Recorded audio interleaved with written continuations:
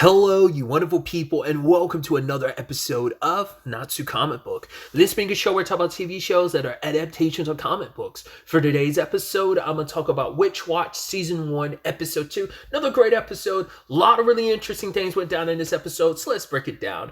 First and foremost, this episode went out of its way, or these episodes in a lot of ways, I'll get to that in a second, but went out of its way to drop every anime and manga reference it could. Them having a teacher like Yuki who's an otaku benefits. And I love that she's like, my hobby is, and she's like, I can't let them know that I like manga because they'll kind of think I'm lame. I want them to think I'm as cool as possible. She's like, I like the dits to mamba. And they're like, oh, this teacher's kind of a weirdo. But yeah, she even, because Hunter x Hunter, Dragon Ball Z, Attack on Titan, they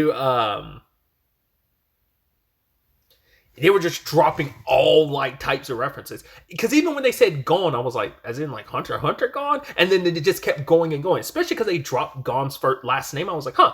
Obviously, I've never read or watched Hunter x Hunter, so why would I know Gon's last name? But I saw his last name, I was like, that can't be Gon's real last name, is it? Sure is. I was like, wow. Whenever, I don't know, that just did not seem like that would have been his last name. Whatever the case may be, I'm going on this tangent and stuff. But yeah, I thought that was interesting. But as I was kind of talking about earlier, the fact is that this is multiple episodes in one. I was like, interesting, because I haven't watched a lot of animes that do that. If they do, it's very, very infrequent. I never saw all the anime. I read obviously more of the manga than I did the anime, but I know at least one or two episodes of Beelzebub. I know that anime had at least one episode that was kind of designed like that, but I don't see it that often. I know Mission Yosakura Family did it for a few episodes. Probably Ishura did it, here and there. So, but I wonder, is it just something mainly comedy animes do? I mean, I guess it just depends. I wonder, are these all just really short bits scattered throughout the manga? Are these chapters just that short? So it's animation wise, we're running through this chapter so quickly. So it's why don't we just put them all together? Because it seems like even the next episodes, this was 3. The next episode seems to be maybe 4 or 5, maybe even more. So that was just, I thought that was just interesting. So I'm curious if this series is going to be structured that way, or is it just going to only be like that, maybe closer at the beginning, and as the series progresses, it becomes less like that, and it is just one entire episode and not just multiple kind of things put together. I don't know. Either way, it kind of doesn't really matter, but I just thought that was such an interesting structure, and I'm curious to see how much of the anime ends up being that. But either way, putting all that aside, I also really appreciate the little in-between section, and I'm curious to see what those look like going forward. But basically they're epilogues from episode 1. The guy that he it's yeah, sorry I beat you up. It's oh, sorry I made you bald, but it looks good on you. And then the other one was after that spell, basically the backlash of the spell made them uber depressed. Apparently Morihito was doing a blog thing until he snapped out of it, and you're just wait, what was I doing? Just little stuff like that. And obviously it's stylized in the manga style, so I think they're probably little tiny bits from the manga that were just kind of bring I guess almost adapting as much of the manga as you can, of these are little things in a manga that would just be there, but it's no, we'll use them as little in-betweens for episodes. I think that'd be kind of neat if they did. I hope that does continue, because I think that's kind of a neat little thing, because I don't see too many series necessarily doing that. Yeah, I just thought that was interesting. But anyway, so we're picking up with Nico coming down, being oh, it's our first morning together since we've been living together. It's kind of special, huh? He was no, not really. Next time you're wearing pajamas, you might want to just change out of your pajamas first before you come downstairs. And immediately, at first I was thinking is that supposed to be kind of a dating sim-esque element, when she gets inside her head and she's kind of talking to the screen? She's oh, Morihito, she's kind of yeah, maybe something happened between us, maybe they won't, and just being so coy and oh yeah, sparks are flying, and she's getting so excited about it. But yeah, it's their first day at school, and she's so excited, but Morihito's worried, well, what do? I gotta stop it so that no one finds out that she's a witch. So in the middle of class, he's taking notes on these different people, and we're getting to learn some of the class's personalities. I love that one guy being oh, basically I want a lot of attention, so I like people being angry at me. And he's look at me, I'm getting flamed in the comments right now. And this guy's I like writing long comments, and so I'm flaming someone in comments right now. And that guy's you jerk. But yeah, just like little quirks about everyone in the classroom. Like the guy's like, yeah, I've been sleepless since second grade. Stuff like that is so good. And Morihito, just to kind of prepare, like, all right, I got to understand all there is to know about my classmates, because I guess it's the best way to defend Nico is if I know all my surroundings and stuff. And Nico's looking at him, and he's just like, especially the eraser situation, she's just like, oh, look at how cute he is. She's like, I never would have thought I'd want to see like an ogre being sad, over an eraser situation. So she's like, hey, I'm gonna help him out. I'm gonna give him even more of an eraser.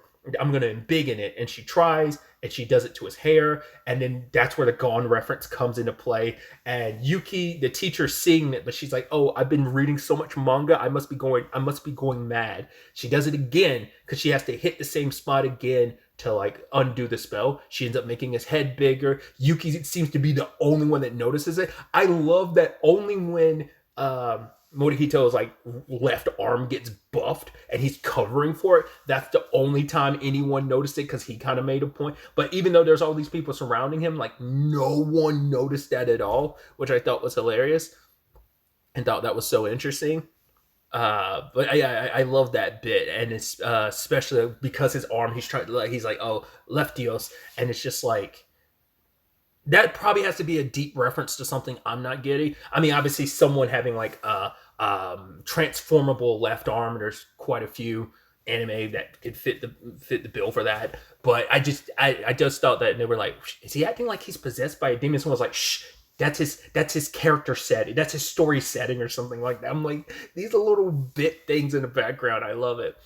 But yeah, Nico tries to undo the spell, but she makes herself bigger, and everyone sees it this time and is like, wait, what? And she's like, yeah, I'm a witch. And now it's like, yeah,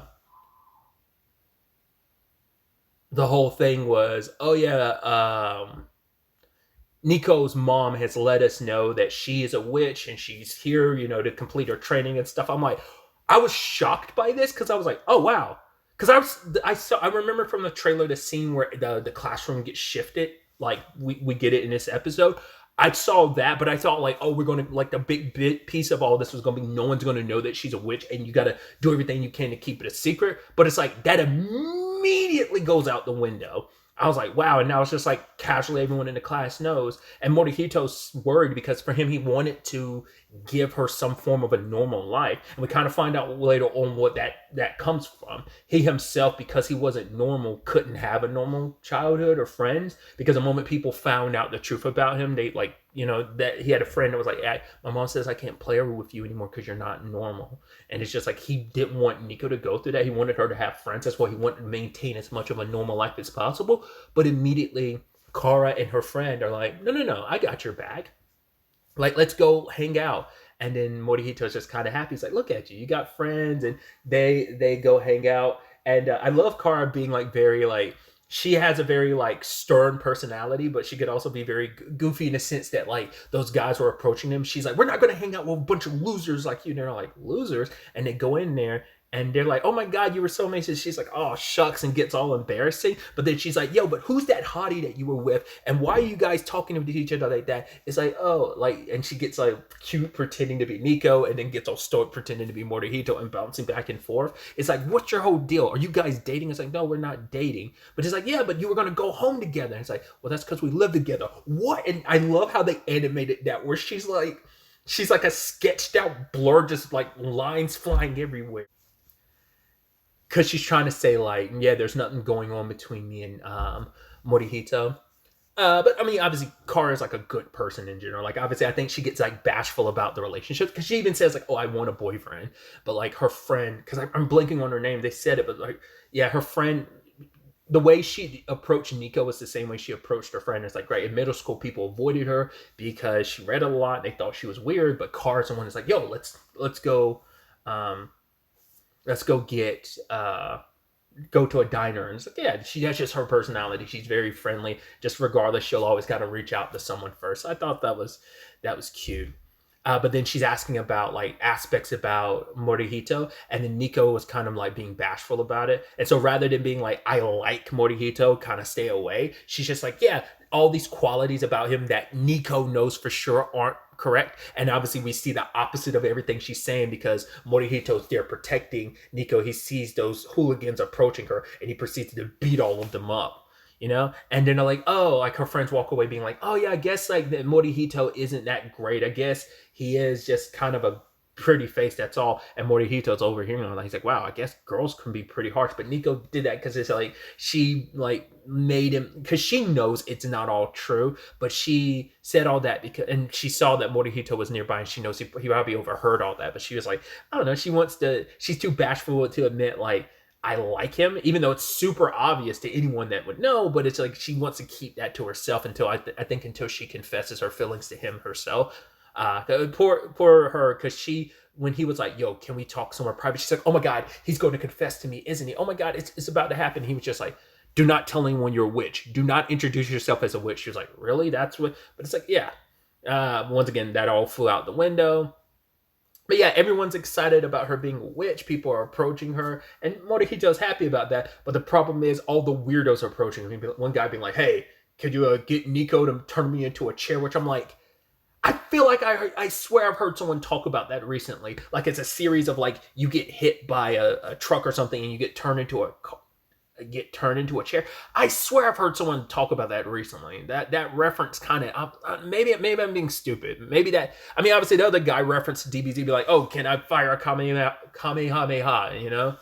So, and then Nico later on is basically allowing everyone to fly because there's basically something they have to do in class to basically kind of get closer to each other. And when the teacher was referencing fruit baskets, I was like, as in like the manga and anime? But it's like, no, I guess that's just something in general in Japan, or yeah, because they were saying like, oh, that's so childish. Why would we do that? And I was like, oh, I guess, yeah. I was like, I guess that might be an actual term and thing in Japan that I've just because it's been a long time since I watched Fruit Basket, so I don't really remember the like why the type, because I mean, obviously it's like the whole thing of, well, why is Bleach called Bleach? There might be something in the manga that explains why that is. I don't think it ever really is explained, but you get the point I'm making, where it's just like so obviously some series are pretty self-evident, like this Witch Watch. Oh, it's because it's a familiar keeping an eye on his witch, making sure she's okay. But either way, like I said, I'm going on my tangents.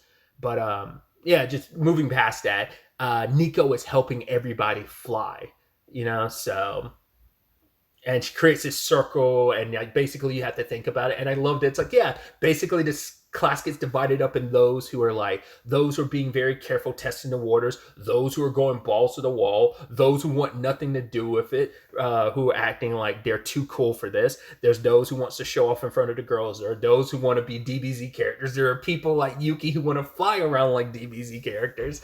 I just thought that whole thing was interesting. Like I said, the breakdown of like people's personalities and stuff.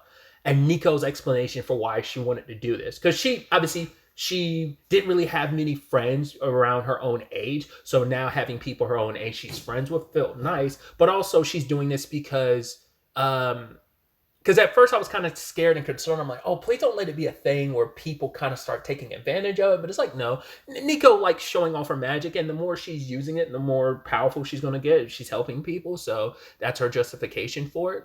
I even love like when she was thinking about when Morihito's eraser thing, she was like, he's gonna be like, oh my God, that helped me so much. You can use your magic as much as you want to. Also, I'm in love with you. That was like her mental image of how that was all gonna play out. But it's also because for her, it's like she could do so much stuff with magic, and she thought it was unfair that other people couldn't. So she's like grateful to be able to do this for other people. And she asked, Morihito, like, would you ever tell the others that you're an ogre? And he's like, I don't want to do that. Like, they want nothing to do with me. But a situation arises when a vehicle truck comes into the circle, then falls out of it, and Morihito catches it in front of everybody, and then he reveals himself to be an ogre, but people accept him wholeheartedly. And he's like, wait, what? You're just going to believe me? They're like, dude, we got a witch in our class. Like, you being an ogre that is childhood friends with a witch, like, would it really be that crazy for you to be? So they accepted him. So it wasn't just Nico that's now been accepted, as him as well. But all the other classes are watching from inside the classroom, being like, oh my God, yeah, they have a witch in their class. Oh man, and here we are doing Fruit Basket. But Yeah, now it's spread throughout the school. Their class has been, as Morihito puts it, like fairy tale esque, and so but it is a thing of like people are trying not to make too much of a commotion about it. But yeah, like it has brought a lot of people together, including Morihito still getting the weirdos' attention. So, but yeah, it all worked out very nicely and beautifully. It was just a lot of just fun. So obviously this was important for Nico, and I think obviously for her, she's happy too, knowing like right, Morihito can feel accepted too, and they both gained a lot from this. They both gained acceptance and friends. Now people know that she's a witch and he's an ogre, and people are perfectly fine with it. To be fair, he was immediately like, I mean, other people in the classrooms accepted it, but it's still the thing of yeah, but our class 3 is kind of out there. He's like, you're kind of empty-headed, aren't you? You're just like so like this. He's like, this classroom is too laid back and too accepting of this, and that's the type of thing. So yeah, just I'm very excited to see where the next episode ends up taking us going forward with our story. Obviously, we last episode's outro was in fact the intro. So it seems like we're going to have, at least for now, have like 3 other characters, which I'm assuming they're going to be transfers to her class. I don't know what their deal is, but we've seen a little bit of the situation. Like there's the dude who has the birds. I don't know if he's like another familiar or like what his deal is. There's the other girl. I don't know if she's like I wonder, are they actual animal familiars? Because like he might be a bird, and there's a girl who at one point seems like she has cat ears, so she might be a literal cat girl in regards that she's a cat that looks like a human. I don't know. And there was another character too. So I'm curious to find out what their deal is. It seems like they're going to be kind of our main characters that surround Nico and Morihito, plus like her 2 new friends she got introduced to this episode. So yeah, it's going to be interesting to see where all of this ends up taking us going forward as we continue the shenanigan filled adventure, to also see where the story goes. Because I didn't talk about it last episode, but because the intro is also in this episode too, obviously we do seem like what might be kind of our villain, but I'm curious to see what the storyline is going to be for that, so all right, because I forgot, like Morihito's already brought it up again this episode too. It's like, right, there's the prophecy about Nico. So I'm assuming like the bad guy or whatever that's kind of hinted at in the intro has something to do with that. So like I said, we'll see what that all means in the full context of everything as the story progresses. So, but really that's all I wanted to talk about. Till the next time we meet, be happy, be safe, live life to the fullest, and enjoy it. Good day and goodbye.